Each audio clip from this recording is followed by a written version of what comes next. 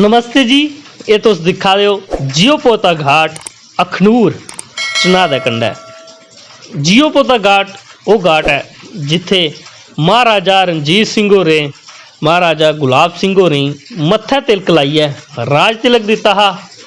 17 जून सन 1822 वो पवित्र ध्याड़ा हा जिस दिन महाराजा गुलाब सिंह होरें राज तिलक थोया हा।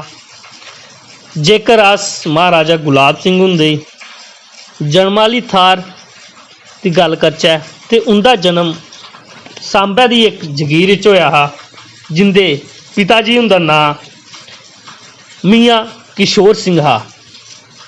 महाराजा गुलाब सिंह होर बचपन थमां गै बड़े हुशियार हे कि जे उंदा जन्म 21 अक्तूबर 1792 च होया हा ते ओह् 1808 च महाराजा रणजीत सिंह हुंदी फौजा च भर्ती होए हे एक सिपाही दे तौर उप्पर ते 17 जून 1822 च उ'नें जम्मू दा राजा घोषित करी दिता हा। 16 मार्च 1846 च ओह् जम्मू कश्मीर ते तिब्बत देश दे महाराजा बने हे।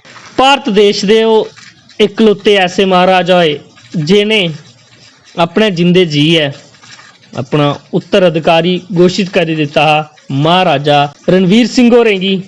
महाराजा गुलाब सिंह हुंदे राज तिलक दे दिनै गी याद करदे होई 17 जून हर ब'रें सारे जम्मू कश्मीर दे वासी इत्थै कट्ठे होइयै एह् ध्याड़ा मनांदे न ते जय डुग्गर ते जय मां डोगरी।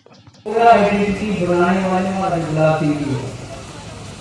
सारा फर्ज बनता है कि आज ऐसे दिनों को इन्हें चीज़ों की याद करेंगे, स्मरण करेंगे कि खास तौर पर नौजवान बच्चे एक प्रेरणा लेनी चाहिए।